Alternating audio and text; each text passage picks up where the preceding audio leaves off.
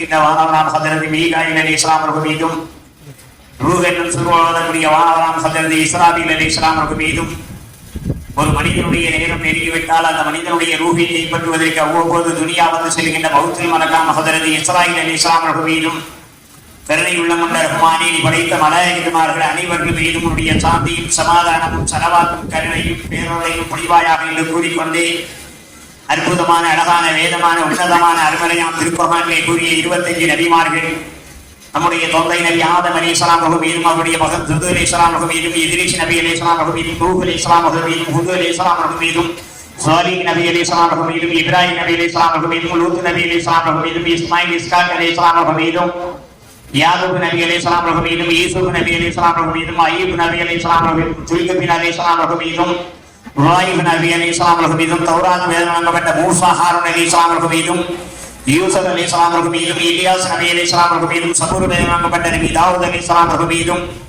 Alias நபி அலைஹிஸ்ஸலாம் அவர்கள் மீதும் சுலைமான் நபி அலைஹிஸ்ஸலாம் அவர்கள் மீதும் யூனுஸ் நபி அலைஹிஸ்ஸலாம் அவர்கள் மீதும் ஜக்கரியா அலைஹிஸ்ஸலாம் அவர்கள் மீதும் ஜக்கரியாவுடைய மகனாம் ஹஜ்ரத் யஹ்யா நபி அலைஹிஸ்ஸலாம் அவர்கள் மீதும் மரியமுடைய மகனாம் ஈசா ஈசில் வேதம் வழங்கப்பட்ட மரியமுடைய மகனாம் ஹஜ்ரத் ஈசா நபி அலைஹிஸ்ஸலாம் அவர்கள் மீதும் இந்த நபிமார்களுக்கெல்லாம் தலைவர் இறுதி நாளின் தீர்ப்பு நாளின் அதிபதியான அல்லாஹ்வாகிய உன்னிடத்திலே எவருமே பரிந்துரை செய்ய முடியாத இந்த காலகட்டத்திலே என்னுடைய உம்மத்தினுடைய நிலை என்னவாயிட்டதோ என்று சொல்லி நமக்காக கவலைப்படக்கூடிய குறைசி குலத்தைச் சேர்ந்த குர்ஆன் வேதம் வாங்கப்பட்ட எங்கள் கருணை நபி ரசூலை கரீம் ஸல்லல்லாஹு அலைஹி வஸல்லம் மீதும் அவருடைய அன்பு மனைவிமார்கள் மீதும் மகள்கள் மீதும் பேரன்கள் மீதும் பேத்திகள் மீதும் கருணை கொள்ளும் என்ற ரஹ்மானே உன்னுடைய சாந்தியும் சமாதானமும் சலவாத்தும் கருணையும் பேரொழையும் பொழிவாயாக என்று கூறிக்கொண்டு கண்ணியமிக்க என்ற அழகான நபிமார்களுக்கு நாம் முக்குதுணையாக உறுதுணையாக இருந்த சங்கிமிக்க சஹாபா பெருமக்கள் மீதும் பத்ர் சஹாபாக்கள் மீதும் பத்ர் தியாகிகள் மீதும் சுபீதாக்கள் சாலிஹீன்கள் முத்தகீன்கள் இறை செல்வர்கள் இறை நேசர்கள்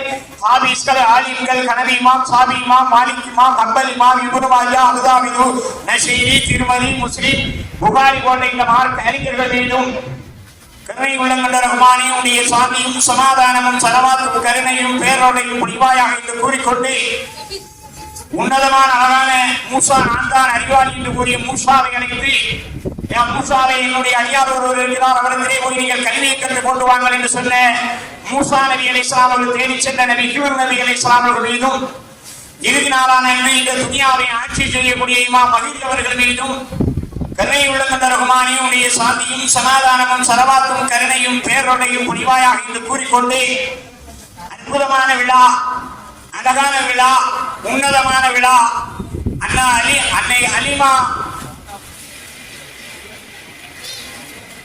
அலிமா பெண்கள் மதரசாவுடைய 5ஆம் ஆண்டு நிறைவு விழா 3ஆம் ஆண்டு பட்டமளிப்பு விழா.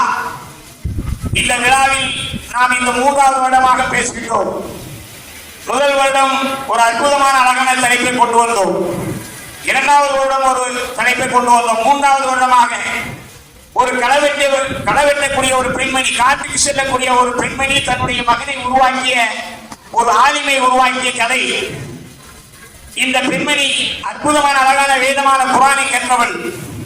ஆனால் ஒழுக்கம் மார்க்கம் என்ற கல்வியை மட்டும் கற்று உலகம் என்ற கல்வியை கற்காமல் இருப்பதனால் அழகான வேதமான இந்த குர்ஆனை தன்னுடைய உள்ளத்திலே மனனம் செய்து கொண்ட இந்த பெண்மணி தான் எப்படியாவது இந்த குர்ஆனுக்கு விளக்கம் கற்றுக் கொள்ள வேண்டும் என்று சொல்லி தன்னுடைய உள்ளங்களிலே நினைவுகூறி இரவு நேர தொழுகையாம் இன்பமான தொழுகையிலே ஏகேரவனாம் அல்லாஹ்விடத்திலே என் கருணை உள்ளம் கொண்ட ரஹ்மானே உடைய அற்புதமான அழகான இந்த வேதமான குர்ஆனுக்கு நான் விளக்கம் கற்றுக் கொள்ள முடியாத ஒரு துர்பாக்கியமான நிலையில் இருக்கின்றேன். நீ என்னுடைய திருமணம் என்ற உறவினுடைய பந்தத்தின் மூலமாக எனக்கு கிடைக்கக்கூடிய அந்த குழந்தையிலே ஆண் குழந்தையை கொடுத்தால் அவரை காதிஷாகவும் ஆலிமாகவும் ஆக்குவேன் என்று சொல்லி அல்லாஹ்விடத்திலே இரவு நேர தொழுகையாம் இன்பமான தொழுகையிலே ஒரு விறகு வெட்டக்கூடிய பெண்மணி, ஒரு களவெட்டக்கூடிய ஒரு பெண்மணி துஆ செய்கிறார். அவள் திருமணம் என்ற உறவுடைய பந்தத்தின் மூலியமாக அவளுக்கு திருமணம் என்ற உறவு பந்தம் என்று ஒன்று நினைக்கிறது. அதன் மூலியமாக அவள் கருவுறுகிறாள். கருவுற்றவள் தன்னுடைய கணவனிடத்திலே கூறுகிறாள், என்னுடைய அருமை கணவரே இந்த 2 விரலில் ஒரு விரலை தொடுங்கள் என்று சொல்கிறார். எதற்காக என்று கேட்கிறார் அந்த கணவர். நீங்கள் தொடுங்கள். அப்ப அந்த கணவர் பெருவிரலை தொடுகிறார். 3வது விரலை தொட்டவுடன் நமக்கு ஆண் குழந்தை பிறக்கும், எனக்கு ஆண் குழந்தை பிறந்தால் நமக்கு ஆண் குழந்தை பிறந்தால் அவனை ஒழுக்கம் என்ற கல்வியும் மார்க்கம் என்ற கல்வியும் உலகம் என்ற கல்வியும் கற்றுக் கொடுத்து உன்னதமான அழகான இந்த அடியாருடைய உள்ளங்களிலே இணைவுகளை ஏற்படக்கூடியவனாக நான் கொண்டு வருவேன். அதற்கு உங்களுடைய அனுமதி தேவை என்று சொன்ன போது உன்னுடைய விருப்பம் எதுவோ அதுவே என்னுடைய விருப்பம் என்று சொல்லி அந்த கணவர் சொல்லுகிறார். அற்புதமான அழகான இந்த பெண்மணிக்கு ஒரு அழகான ஆண் குழந்தை பிறக்கிறது. அந்த குழந்தையை பிறந்தவுடன் கருணையாளன் அல்லாஹ்வுக்கு துஆ செய்கிறார். யா கண்ணியம் நிறைந்த ரஹ்மானே, இரவு நேர தொழுகையாம் இன்பமான தொழுகையிலே நான் கேட்ட துஆவை கபூலாக்கியவனே, இந்த உன்னதமான அழகான இந்த குழந்தையை ஒழுக்கம் மார்க்கம் உலகம் என்ற கல்வியை கற்றுக் கொடுத்து உடைய அடியாருடைய உள்ளங்களிலே நினைவுகளை ஏற்படுத்துவதாக நான் ஆக்கி வைப்பேன். நீ எதற்கு அருள்புரி ரஹ்மானே என்று சொல்லி துஆ செய்கிறார். அந்த துஆவின் பொருட்டால் அந்த பெண்மனுடைய குழந்தை சின்னஞ்சிறு குழந்தையாக இருக்கும்போது பால் ஊட்டி சீராட்டி தாலாட்டும் பாடுகிறார். ஆதமும் அவ்வாவும் வழியில வந்த அழகான முகமதோட உம்மத்தடா, என் செல்ல மகனே நீ ஒருங்கிடலா, என் தங்க மகனே நீ ஒருங்கிடலா, கண்ணியமான கைமாதனே நீ அழகாவே ஓடிட வேண்டுமடா. உனக்கு 7 வயது ஆகிவிட்டால் இரண்டாங்கடமையாம் தொழுகையை நீ நிறைவேற்றிட வேண்டுமடா. உனக்கு 10 வயது ஆகிவிட்டால் 3 கடமையான நோம்பு 30 ஒன்பதான முறையிலே வைத்திட வேண்டுமடா. என் செல்ல மகனே நீ ஒருங்கிட, என் தங்க மகனே நீ ஒருங்கிடலா. இப்படி அற்புதமான அழகான முறையில் தன்னுடைய குழந்தையை தாளாட்டி சீரவுட்டி பாலாட்டி வளர்த்துக் கொண்டு வருகிறான். முதலில் அவனுக்கு குர்ஆனை கற்றுக் கொடுக்கிறார். பிறகு இந்த உலகம் என்ற கல்வியிலே அவனை மூழ்க வைக்கிறார். உலகம் என்ற கல்வியை கண்ட அந்த 15 வயது நிரம்பிய இளைஞனை, என்னுடைய அருமை மகனே, நீ உலகம் என்ற கல்வியை கற்றது போதும், மார்க்கம் என்ற கல்வியை கற்க வேண்டும், உன்னுடைய விருப்பம் என்ன என்று கேட்கிறார். என்னுடைய தாயினுடைய விருப்பம் எதுவோ அதுவே என்னுடைய விருப்பம் என்று சொல்லி அந்த மகனை முதலிலே மதரசாவிலே சேர்த்து ஹாபிஸ் ஆகிறார். 3 வருடம் படிப்பை படித்து ஆபிஸாக 3வது வருடம் பட்டம் பெறுகிறார். பட்டம் பெற்ற மகனுடைய அந்த பட்டத்தை பெற்றுவிட்டு, என்னுடைய அருமை மகனே, நீ 4 வருடம் இந்த குர்ஆனுக்கு விளக்கத்தை கற்று ஆலிமாக வேண்டுமடா என்று சொல்லுகிறார். அதையும் அந்த மகன் மறுக்கவில்லை. உங்களுடைய விருப்பம் எதுவே அதுவே என்னுடைய விருப்பம் என்று தாயிடத்திலே சொல்லுகிறான். ஒரு களவெட்டக்கூடிய ஒரு பெண்மணி, காட்டுக்கு செல்லக்கூடிய பெண்மணிய உள்ளத்திலே அல்லாஹ் எப்படி ஒரு எண்ணத்தை போட்டிருக்கிறார் என்பதுதான் இந்த பயானுடைய நோக்கம். அப்ப இந்த பெண்மணியுடைய உள்ளத்திலே தன்னுடைய மகனை ஆலிம் என்ற பட்டத்தை பெற்று வந்த அந்த மகனிடத்திலே, உடைய அருமை மகனே, உனக்கு ஒழுக்கம் என்ற கல்வியும் மார்க்கம் என்ற கல்வியும் உலகம் என்ற கல்வியும் கற்றுக் கொடுத்தோம். இந்த ஒழுக்கம் மார்க்கம் உலகம் என்ற கல்வி என்று இருக்கிறது. இந்த உலகம் என்ற கல்வி உனக்கு இந்த உலகத்திற்கு மட்டும்தான் பயன்படும். இந்த ஒழுக்கம் என்ற கல்வியும் மார்க்கம் என்ற கல்வியும் மகுசர் மீதான வரை நாளை மகுசரிலே இது உனக்கு அழகான முறையிலே பயன்படும் என்னுடைய செல்ல மகனை என்று சொல்லிவிட்டு நாட்கள் கடல்கின்றன. அந்த தாய்க்கு உடல்நிலை சரியில்லாமல் போகிறது. தன்னுடைய மகன் அந்த தாயை பார்க்க செல்கின்றான். அப்போது என்னுடைய அருமை தாயை, நீங்கள் எப்படி இருக்கிறீர்கள்? சலாம் கொடுக்கின்றான். அவர்களுக்கு பதில் சலாம் தருகிறார்கள். நன்றாக இருக்கிறேன் என்னுடைய அருமை மகனே, நான் இந்த குர்ஆனை மனனம் செய்து கொண்டேன். ஒழுக்கம் மார்க்கம் என்ற கல்வியை மட்டும் என்னுடைய தாய் தந்தை என்னை கற்க வைத்தார்கள். உலகம் என்ற கல்வியை கற்காததனால் தாய்மொழியாம் தமிழ் மொழியிலே இந்த தங்க குர்ஆனுக்கு விளக்கம் வந்திருக்கிறது. மகனே, எனக்கு அந்த குர்ஆனை பற்றிய அந்த விளக்கம் தெரியவில்லை. நீ கற்றாயே இந்த கல்வி எனக்கு எடுத்துரை என்று சொன்ன போது கூறுகின்றேன் தாயே, அருமையாம் திருக்குர்ஆன் 6666 ஆயத்து, உன்னதமான அழகான இந்த குர்ஆனிலே 114 சூறாக்கள், கண்ணியம் நிறைந்த இந்த குர்ஆனிலே 14 சஜ்தாக்கள், உன்னதமான அழகான இந்த குர்ஆனிலே 30 தூசுகள், அலிஃப் லாம் மீம் என்று ஆரம்பித்து சூரத்தில் ஃபாத்திஹா, சூரத்தில் பக்ரா, சூரத்தில் யாசீன் போன்ற அற்புதமான அழகான சூறாக்கள் தாயே.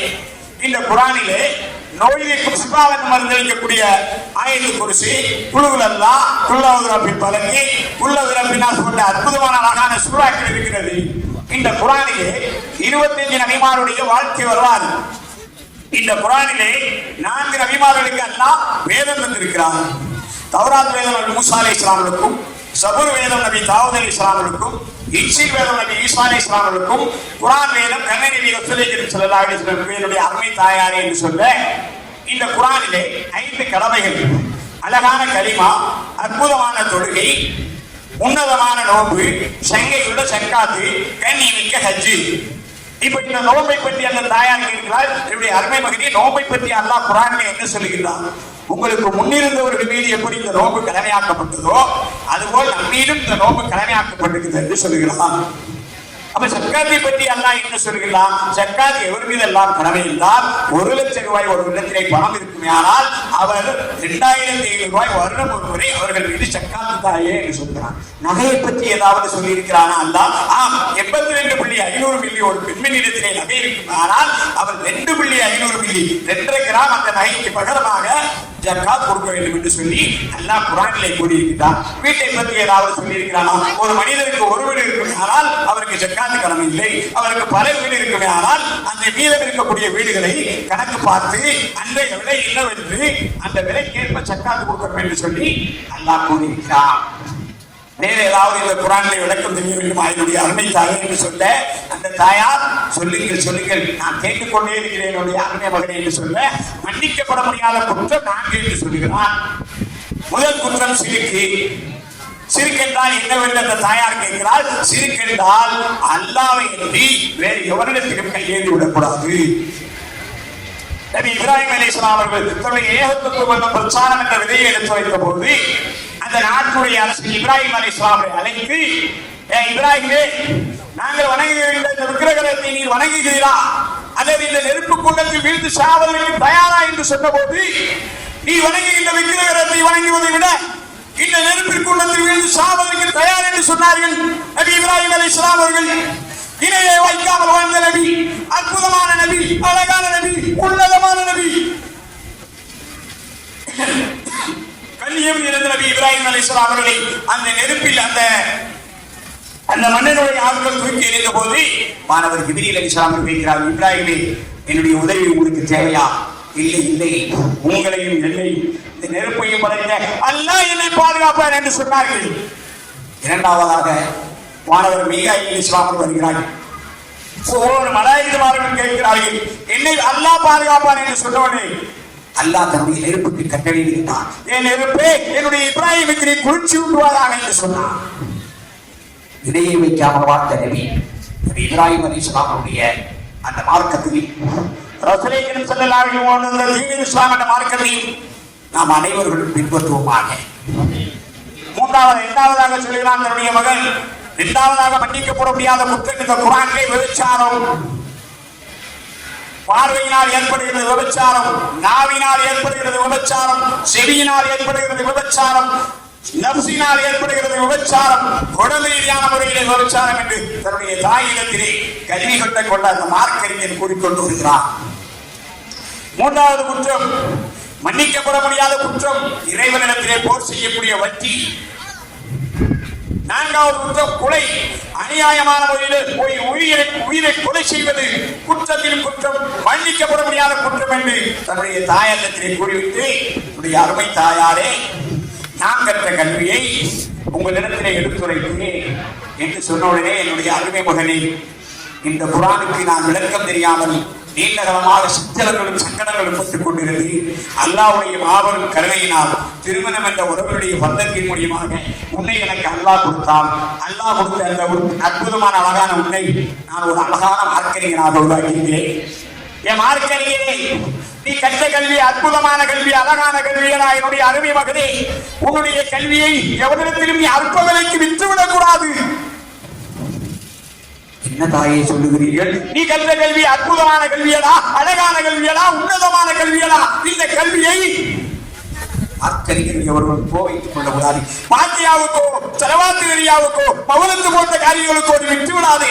எவனுக்கும் இந்த குர்ஆனை அவனுக்கு சாதகமாக நீ பேசிவிடாதே என்று சொல்லி அந்த மாணியுடைய உள்ளத்திலே, மகனுடைய உள்ளத்திலே ஒரு அற்புதமான அழகான நிகழ்வுகளை ஏற்படுத்துகிறார்.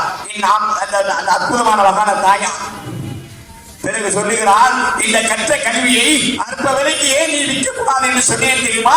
அபூபக்கர் சித்திக் அவர்கள் 2 வருடமும் 3 மாத காலமும் கலிபாவாக இருந்த அபூபக்கர் சித்திக் அவர்கள் தான் கலிபாவாக இருந்த காலகட்டத்திலே அந்த மக்கள் எல்லாம் அவர்கள் இமாமாக இருந்ததற்கு ஒரு தொகை கொடுத்தார்கள். அதை அவர் ஒரு உண்டியலிலே போட்டு வைத்து வந்தார்கள். அப்ப தன்னுடைய மரண தருவாயிலே தன்னுடைய மகள் ஆயிஷாவை அழைத்து, ஆயிஷாவே அந்த உண்டிகளை எடுத்து வா. அந்த உண்டியலிலே தொகை இருந்தது.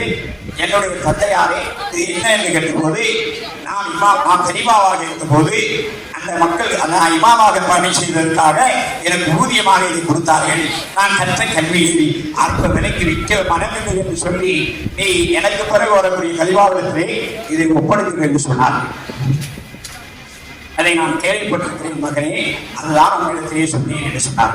இன்னும் அந்த மகளிடத்திலே சொன்னால், என்னுடைய அருமை மகனே, நீ கற்ற கல்வியை பாமர மக்களிடத்திலே, படிப்பறிவு இல்லாத மக்களிடத்திலே, அன்றாடம் காட்டுக்கு போய் வீட்டுக்கு எங்களோடு வருகிறாரே அந்த பெண்களுடைய உள்ளத்திலே கிராமங்களிலே இந்த அற்புதமான அழகான வேதமான குர்ஆனுடைய ஆயத்தை ஒவ்வொரு வாரமும் வெள்ளியினுடைய ஜும்மாவிலே இந்த அடியாருடைய உள்ளங்களிலே, மறதியாய் போன இந்த வாணியுடைய உள்ளங்களிலே, நினைவற்று போன இந்த அடியாருடைய உள்ளங்களிலே என்னுடைய அருமை மகனை நினைவை ஏற்படுத்ததா என்று சொல்ல அந்த மகன் குறித்து போய்விட்டார்.